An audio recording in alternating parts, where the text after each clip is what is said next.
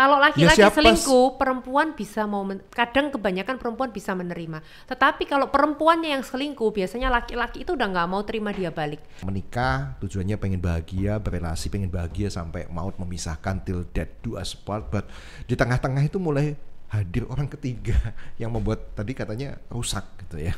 Sebuah hubungan atau sebuah lembaga pernikahan itu menjadi rusak gitu.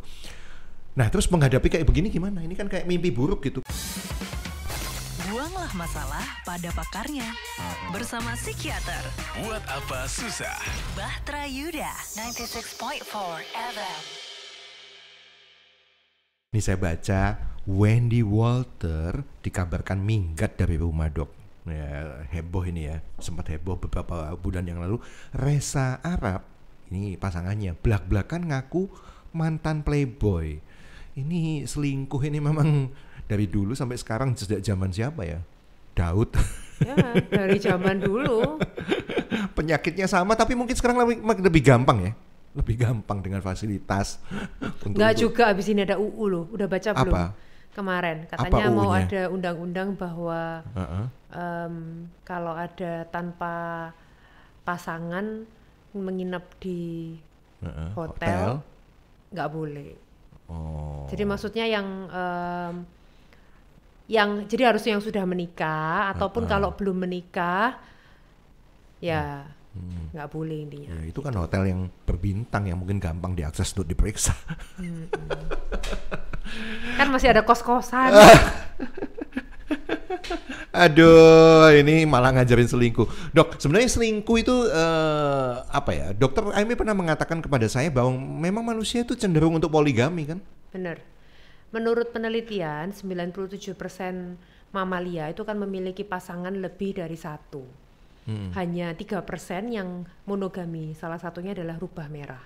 Sehingga manusia itu termasuk di dalam 97%-nya yang mana memiliki resiko untuk memiliki pasangan lebih dari satu. Makanya kita lihat kalau di Alkitab, mulai dari Nabi Daud, Nabi Salomo, dari zaman dahulu kala ya udah pasangannya itu banyak. Kaisar-kaisar Cina, Mongolia dan lain sebagainya, itu kan juga istrinya banyak. Iya. Gitu. Kalau kita bergeser menjadi saat ini monogami, itu lebih karena tuntutan sosial, ekonomi dan juga Bapak Pendeta. Ya, Janji pernikahan kan kayak gitu. Ya, tuntutan secara agama ya dia termasuk di dalam sosial kan. Kemudian ekonomi karena habis duitnya kalau punya istri banyak kan. Dan yang terakhir adalah karena untuk anak, karena membesarkan anak itu membutuhkan dedikasi dari dua orang. Jadi biasanya kalau pasangan-pasangan yang belum punya anak, yang mana pasangannya selingkuh, itu biasanya lebih mudah untuk meninggalkan. Contohnya kayak di Reza Arab, Wendy Walters kan belum punya anak, makanya mungkin bisa gampang untuk keluar dari rumah gitu. Karena biasanya yang membuat pasangan bertahan meskipun tahu pasangannya selingkuh ya karena anak. Tapi kayak alasan yang kurang mantap gitu ya kalau ujung-ujungnya itu dilarikan ke anak ya. Padahal sebenarnya udah nggak cinta lagi gitu. Ya memang lebih ke arah komitmen ya. Iya. Tapi sudah nggak ada passion. Ketika sudah ada perselingkuhan, memang mau nggak mau ya pernikahan itu retak. Makanya kalau Anda sudah siap untuk selingkuh, maka Anda harus siap dengan konsekuensinya. Apa itu? Ya Bercerai. ibaratnya ya belum tentu pasti bercerai, tapi maksudnya pasti hubungan itu rusak kan. Ya pasti, Rusak. pasti. Makanya siap nggak dengan konsekuensi itu? Kadang itu suami-suami itu berani untuk selingkuh, tapi menuntut istrinya langsung memaafkan seolah-olah nggak terjadi apa-apa. Banyak loh yang kayak gitu. Laki-laki. Iya. Memang wanita enggak? Ya kan lebih banyak yang selingkuh laki-laki. Belum ada datanya kok. Kebanyakan. Iya itu kan menurut Anda. Gini. Laki-laki biasanya selingkuh demi apa ya? Biasanya kalau laki-laki itu yang dicari adalah Seksual seks. Makanya benar, men want sex and woman want love. Perempuan itu biasanya akan memberikan seks dengan harapan dia akan mendapatkan cinta dari laki-laki. Oh, kalau laki-laki kebalik perasaannya. Ya, kalau laki-laki itu justru dia akan memberikan cinta, perhatian di awal, love demi bombing, untuk mendapatkan seks. Benar, demi mendapatkan seks. Lah, akhirnya perempuannya itu karena kepingin mendapatkan cinta dari laki-laki, maka dia memberikanlah seks itu. Padahal mungkin biasanya laki-laki kalau sudah mendapatkan seks itu, dia sudah nggak ada lagi rasa penasaran. Ditinggal deh. nggak semua, tapi ada juga yang seperti itu. Nah, ketika perempuan ditinggalkan padahal dia sudah memberikan seks, makanya luka dia hati akan dia. ya biasanya dia akan ngomong aku udah ngasih semua, bahkan aku udah ngasih Aku keperawananku. hina. Iya, Ya, iya. kayak gitu. Jadi Betul. merasa nggak berharga. Akhirnya seperti itu. Oke, jadi selingkuh juga nggak bisa menjadi sebuah indikator ketidakdewasaan dalam pernikahan, bisa? Bisa. Karena menurut saya sebenarnya kan memang kecenderungan kita untuk memiliki pasangan lebih dari satu itu kan selalu ada, baik laki maupun perempuan ya. Sehingga kalau akhirnya kita bisa mempertahankan suatu rumah tangga ya lebih ke arah karena komitmen. Komitmen itu yang bisa membuat kita bisa melewati segala musim kehidupan kan, mau dia lagi sakit ya karena aku komitmen dia suamiku, dia istriku, makanya aku tetap menemani dia, tetap mendampingi dia. Sebaliknya kalau nggak ada komitmen, kalau ada badai yang menerpa, akan dengan mudah hubungan itu jadi putus, jadi retak. Makanya orang yang bisa tanggung jawab mempertahankan komitmennya, memperjuangkan komitmennya, maka dia adalah orang yang dewasa. Jadi namanya nafsu itu pasti selalu ada kok. Tapi gimana kita bisa mengendalikan nafsu kita itu menunjukkan bahwa kita bisa dewasa. Makanya kalau di dalam Alkitab pun kan pengendalian diri itu adalah buah yang terakhir yang harus kita usahakan karena paling nggak gampang pengendalian diri itu. Wah, ini psikiater lagi bedah Alkitab nih ya. Kenapa pengendalian diri di tahap yang terakhir kenapa? Kalau kita Yang buah-buah roh kan kasih di kasih. awal, sukacita, damai sejahtera.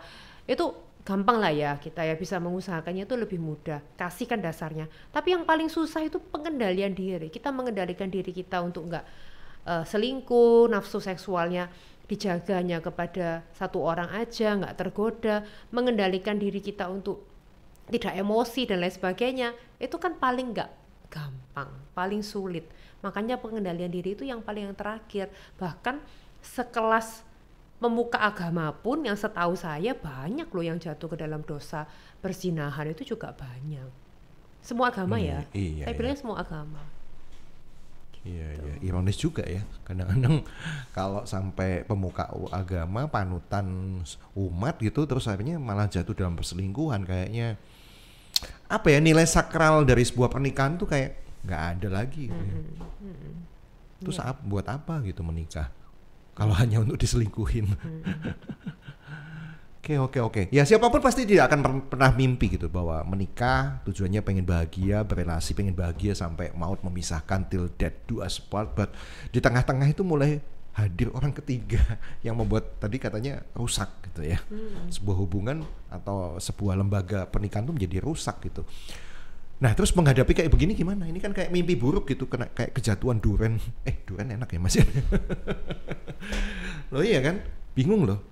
Tiba-tiba kita mendapati ternyata iya ya di HP-nya ternyata dia udah punya yang lain. Gimana?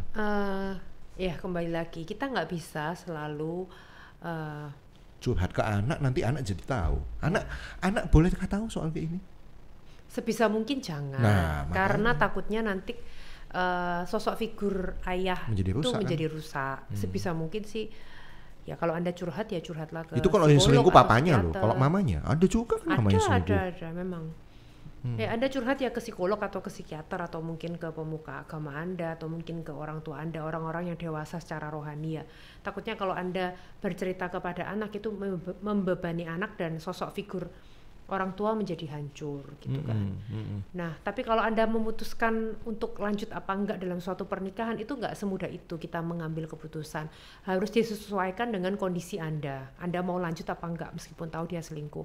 Karena ya kembali lagi kadang dalam hidup itu kita enggak bisa selalu mengambil keputusan yang terbaik. Kita hanya bisa memilih keputusan yang baik di antara keputusan yang mungkin sama-sama buruk. Kan kepinginnya kan kita pilihan yang sempurna, dia nggak pernah selingkuh, setia sampai mati. Nah, tapi kadang dalam hidup kan nggak semudah itu. Kita hanya bisa memilih keputusan yang mungkin kedua-duanya sama-sama buruk. Kalau tetap sama dia ya harus siap diselingkuhin lagi. Seandainya dia belum mau bertobat ya. Kalau dia mau bertobat sih ya udahlah maafin lah. Namanya itu suatu dosa. Semua orang bisa melakukan kesalahan. Yang penting dia menyesal dan tidak melakukannya lagi. Tapi banyak juga loh yang orang yang selingkuh tuh nggak nyesel, terus kembali mengulangi itu juga banyak, merasa bahwa itu suatu hal yang wajar, gitu tuh banyak banget. Nah kayak gini nih yang capek, yang capek itu seperti ini. Jadi dikembalikan lagi ke kondisi Anda. Anda siap nggak kalau terus melanjutkan hubungan dan dia terus-menerus selingkuh? Kalau memang Anda siap demi rumah tangga, demi anak dan demi lain sebagainya, ya silakan. Tapi kalau memang kondisi Anda nggak siap, tapi Anda mungkin sudah financially stable, sudah punya pekerjaan sendiri, terus Anda nggak nyaman karena suami terus-menerus selingkuh, nggak pernah ada di rumah, nggak pernah perhatian, diajak ngomong dikit udah ngomongnya nggak enak, udah nyolot, udah ngegas. Kan banyak loh yang suami-suami setelah selingkuh tuh jadi nyolot gitu juga ada, atau malah yang terlalu perhatian, over attention itu juga banyak. Oh gitu ya, malah sebaliknya juga ada ya, over juga attention ya. responnya kan beda-beda. Nah tapi Anda yang perlu melihat sendiri, masih layakkah hubungan ini dipertahankan? Lalu Anda bisa nggak kalau memang lepas cerai dari dia, Anda bisa berdiri sendiri nggak? Kalau memang Anda bisa berdiri sendiri, punya pekerjaan yang tetap, kemudian Anda juga kepingin punya pasangan yang bisa mendampingi Anda, mencintai Anda, setia kepada Anda, dan mumpung Anda masih muda, ya pertimbangkan lagi mau lanjut apa enggak, dikembalikan lagi kepada Anda gitu. Pertimbangan lagi untuk mau lanjut apa enggak, pertimbangan lagi juga untuk apa ini, menikah lagi atau enggak. Ya tentang menikah lagi itu kalau nanti kan, itu nanti ya kalau memang mendapatkan pasangan kan. Tapi untuk lanjut apa enggak kalau dia selingkuh terus, itu kan perlu Anda pertimbangkan juga. Karena kan orang lain gampang mungkin ya ngomong ya, tetap lanjutkan, tapi belum tentu loh yang menjalani itu bisa segampang itu. Kan ada loh kasus pasien-pasien saya tuh kalau di rumahnya selingkuhannya bisa sampai berbulan-bulan, tapi kalau di rumahnya istrinya cuma 1-2 malam, terus sudah nggak pernah ML bertahun-tahun. Jadi udah belak-belakan kalau suaminya selingkuh itu juga ada. Anda siap nggak? Nggak mudah loh. Suami udah belak-belakan berubah gitu ya. Makanya tapi kita kan mesti introspeksi juga loh, bahwa ya kenapa dia bisa berubah, kenapa dia selingkuh. Karena kita mungkin banyak kekurangan. Bener, banyak yang nggak dikomunikasikan sama dia untuk diubah. Makanya introspeksi itu penting. Kadang itu ada loh yang memang suami itu nggak nyaman karena istrinya cerewet di rumah, terus menerus ngomel, nggak pernah melayani suami. Dan maaf ya, ada beberapa suami yang kepengen kan istrinya ini juga tampil cantik. Dia pasti nggak lah. pernah maca abis gitu. Udah segini malu sama anak-anak. Ya, perempuan juga perlu sadar ya. Laki-laki itu membutuhkan penampilan yang cantik, karena laki-laki itu itu butuh vision. Bener, Beautiful makhluk vision. visual. Kalau perempuan tuh kan makhluk auditorik, digombalin seneng. Kalau laki-laki itu butuh visual. Iya. Dan butuh seks itu sangat penting buat laki. Iya kan? Ya seks itu timbulnya dari penglihatan itu tadi soalnya. Benar. Yang indah-indah ya kan. Nah ini soalnya introspeksi gitu loh. Setelah menikah sekian lama, biasanya awalnya suka dandan dok. Lama-lama, alas segini aja gitu. Nggak bisa ya kayak gitu ya. Anda sebagai wanita kan tetap butuh dandan kan. Even though you are 60 or 70 years old. Aku 70 years old. Yeah, still you make up. Nanti kalau aku 70 Sekarang kan baru. Even though. I said even though. Ya memang penting sih. Sebenarnya kalau kita merawat diri bukan cuma untuk pasangan ya. Kalau menurutku lebih ke arah untuk karena kita mencintai diri kita sendiri. Itu yang harusnya paling penting. Ya tapi kan ada juga tipe yang saya tuh biasa aja, nggak usah dandan gitu. Ini kalau cewek loh. Boleh juga, dandan itu nggak harus dandan menor loh ya. Iya. Nggak harus dandan itu yang rambutnya disasak tebal, tinggi, nggak harus gitu kok. Naik ke puncak gunung. Ada juga memang yang tanpa polesan make up pun udah cantik. Cantik itu juga. Cowok juga ada yang suka yang polos-polos itu juga ada. Tapi intinya merawat diri. Betul, yang penting wangi. Rapi. Kok bisa sama banget? Ya wangi, rapi, menarik gitu. Nggak harus yang eyelash extension yang melik-melik kayak bulu mata barongsai, itu nggak harus kok kayak gitu. Yang penting rapi gitu. Oke. Ini di satu sisi kalau wanita diselingkuhi ya, kan laki-laki juga banyak diselingkuhi gitu. Jadi kayaknya kok lemah banget gitu ya. Kamu diselingkuhi lagi ya cari lagi lah gitu. Nah, ya. Jadi akhirnya jadi bales-balesan gitu. Ya, kalau ya perempuan sampai selingkuh, itu biasanya laki-laki belum tentu mau menerima. Itu menurut penelitian. Kalau laki-laki siapa selingkuh, perempuan bisa kadang kebanyakan perempuan bisa menerima. Tetapi kalau perempuannya yang selingkuh, biasanya laki-laki itu udah nggak mau terima dia balik. Kenapa? Karena pride-nya dia. Dia bukan merasa kalah karena diselingkuhin, tapi dia merasa kalah dengan pria lain. Iya. Makanya harga mati ya. Bener nggak? Iya. Bener nggak? Kalau istrimu nanti suatu hari punya pasangan istrinya selingkuh, bisa menerima nggak? Ya siapapun memang tidak bisa nerima sih, cuman kadar laki-laki lebih keras itu memang iyalah. Ya, karena pride. Buat laki-laki dia merasa kalah dari laki-laki yang lain. Betul. Kurang apa saya? Kurang kaya, kurang ganteng, kurang jabatan. Jadi yang lucu tuh ya kalau selingkuh sama orang yang lebih wow, lebih cantik, lebih apa, oke lah ya wajar. Mungkin masih bisa terima ya, termasuk netizen ya. Tapi kalau selingkuhnya sama yang lebih jelek, lebih nggak punya apa-apa, itu justru yang malah membuat dia semakin jatuh harga dirinya. Sama gitu aja kamu kok mau? Ya cari cinta, perhatian. Kalau cowok kebanyakan cari seks kan.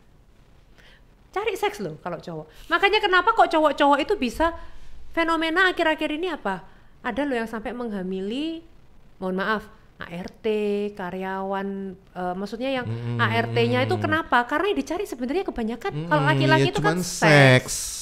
Kalau perempuan itu nyarinya emotional intimacy, kedekatan secara emosi, diperhatikan, dicintai, ada yang nanyain dia, lagi ngapain, udah makan belum, dibeliin hadiah, dikasih apa, itu yang dicari sama perempuan. Kalau laki-laki yang dicari seks. Bener nggak? Betul sih. Tapi ketika ada orang lain begitu kan boleh dong saya mengatakan cemburu? Boleh. Marah? Boleh. Masa saya biarin? Enggak. Ya Anda ungkapkan. Kalau Anda cemburu Anda ungkapkan. Ntar malah berujung pada pertengkaran lagi. Cemburu itu wajar kok. Cemburu itu kan karena kita mencintai dia. Jadi justru kita gitu? perlu ngomong, akui perasaan, penyebab maunya gimana. Kok aku gak nyaman? Penyebabnya soalnya kamu kok lebih perhatian sama dia daripada sama saya. Aku maunya kamu lebih dong perhatian ke istrimu. Jadi gitu. Kalau ada yang gak cemburu lagi itu tanda tanya ya? Cemburu dalam kadar yang normal ya. Oke. Itu kan yang menjadi orang cemburu tuh ketika seseorang lebih mengutamakan orang lain daripada pasangannya dengan alasan, ya banyak alasan. Jadi kembali lagi kita harus ingat piramida prioritas. Yang paling pertama adalah Tuhan, nomor 1 adalah Tuhan, nomor 2 adalah keluarga, nomor 3 adalah pekerjaan, nomor 4 adalah teman, dan yang terakhir adalah pelayanan. Pelayanan itu yang terakhir. Jangan kebalik. Dibalik pelayanan nomor 1 segala-galanya, banyak keluarga loh. kacau semua. Banyak ya, loh ya, iya kan? Dengan alasan pelayanan aku bantu orang tapi istri dikesampingkan, dengan alasan itu cemburu kan kalau kayak gitu kan. Ada juga yang sampai pelayanan keluar kota aku pernah juga dulu dapat kasus kayak gitu, pasien yang suaminya tuh kalau pelayanan keluar kota, keluar pulau buat bantu gereja-gereja miskin, tapi anak istrinya diterlantarkan. Itu juga nggak baik gitu loh. Iya. Apa maksudnya dia gitu ya? Seolah-olah kayak berlaku baik gitu kepada orang lain, tapi di tengah keluarga ditelantarkan. Makanya kan ada something wrong ya di tengah keluarga ini. Kalau di dalam Alkitab kita diajarkan untuk mengasihi musuh kita. Jangankan deh muluk-muluk mengasihi musuh kita. Kita mulai dulu dari mengasihi pasangan kita. Iya kan?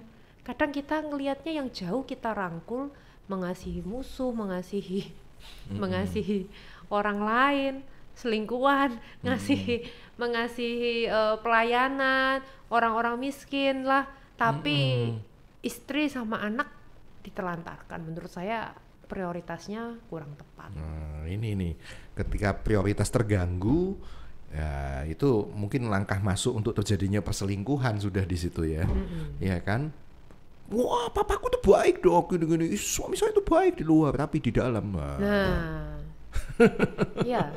Pewelitnya masa ampun, gak ada waktu buat kita, misalnya. Ya jangan salahkan tuh sayapnya kemudian, ya maaf ya, anak-anak dalam tanda kutip selingkuh ke drugs misalnya. Sementara istri selingkuh pada ya yang ada di anggota grup reuni. Anggota grup reuni.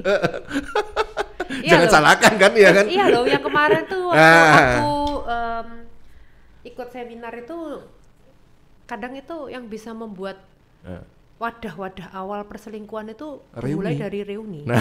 Beneran loh, ketemu teman lama yang sudah bertahun-tahun nggak ketemu itu bisa timbul bibit-bibit cinta lagi. Terus yang kedua itu adalah terbiasa, misalnya terbiasa di satu tempat kerja, ketemu dia terus, itu juga bisa kedekatan karena terbiasa ya. Kemudian yang ketiga karena hobi, itu juga banyak. Hobi selingkuh? Hobi gowes bareng misalnya, hobi apa bareng, touring bareng, di sana lah akhirnya terjadi bibit-bibit perselingkuhan. Itu source-nya ya, nggak terdeteksi aplikasi Tinder misalnya. Oh iya, ada juga loh aplikasi Tinder tuh, banyak loh. Makanya. Pasien saya ada yang cerita tuh, dia udah kenal sama cowok, kelihatannya cowoknya oke banget. Habis ketemuan dibilang aku sebenarnya sudah beristri, padahal udah mulai jatuh hati. Halo, ya kan? Iyalah, jangan sampai kayak gitu. Yang ini loh, yang apa? Masih belum punya istri nih. Masa saya harus nyemplung di Tinder? Nanti saya ketemu yang sudah beristri, carilah yang atau yang bersuami. Aduh, malah lebih ngeri ya kalau saya ketemu yang sudah beristri. Dan sekarang itu banyak juga loh aplikasi-aplikasi yang nggak beres. Iya. Beberapa itu yang nyawer ya istilahnya. Saya nggak mau sebut nama aplikasinya, nanti tambah di download. Intinya beberapa saya aplikasi. Saya disawer. Iya dah. Lumayan, ini berapa dolar? Iya dah. Iya. Makanya ikut ke live yuk. Biasanya yang nyawer itu kan yang apa? ngedance, jadi cewek ngedance enggak harus ngedance kok. Ngajak ngomong, terus nanti dikasih uang berapa gitu, bisa dalam bentuk kapal pesiar, dalam bentuk apa gitu, padahal ya itu cara mereka untuk mencari uang, terus nanti dari sana berlanjut ketemuan di dunia nyata. Biasanya sih gitu. Ya kalau saya nggak apa-apa kan. Belum berkeluarga ya kan. Nah, ini dari aplikasi bisa datangnya ke arah perselingkuhan itu ya. Tapi gimana ya dok ya, dari masa ke masa perselingkuhan ini mau dibahas, mau dibuat rame, toh ya juga masalahnya ya gitu-gitu terus gitu, dan belum ada langkah penyelesaian yang jitu untuk itu ya. Semua kembali pada komitmen sih akhirnya, ya kan? Ya. Komitmen. Dan Anda juga perlu introspeksi ya menurut saya ya. Kenapa kok betul dia sampai selingkuh, apa yang tidak dia dapatkan dari Anda? Iya betul. Kadang-kadang kita ngerasa punya semuanya, udah ngasih yang terbaik ya kan. Oke. Kita juga perlu tahu ya. Kadang itu juga long distance relationship itu juga bisa memicu perselingkuhan loh. Kemarin saya juga dapat kasus suaminya selingkuh karena long distance 7 tahun. Contohnya kayak gitu ya. Jadi long distance relationship itu sulit untuk kalau mau menikah ya, karena cowok itu kayak Bluetooth, menjauh dikit udah nggak terdetek. Kalau perempuan itu kayak wifi, connect-nya cuma sama yang terkuat, meskipun banyak pilihan cuman connect sama yang terkuat. Tapi kalau cowok itu kayak Bluetooth, menjauh dikit udah hilang sinyalnya. Iya, nyantol yang lain ya. Benar, makanya kalau suami istri jangan jauh-jauhan, itu rentan perselingkuhan. Oke. Ya, mestinya pasangan-pasangan ini bukan kayak Bluetooth atau Wi-Fi, tapi infrared aja, deket.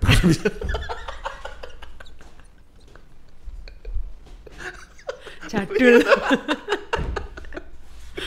Loh, itu kayaknya gak rawan perselingkuhan kalau udah gitu, harus deket banget barusan nyantol. Barusan connect. Oke dokter, harapan kita semua bahwa ya perselingkuhan ini gak semakin gila gitu ya. Keluarga-keluarga ini makin utuh, bahagia. Tapi kalau ada something yang pengen diceritakan gitu ya, Dokter Raime itu juga bukan cuma mengatasi gangguan depresi, cemas saja, tapi kalau kayak gini-gini juga ya.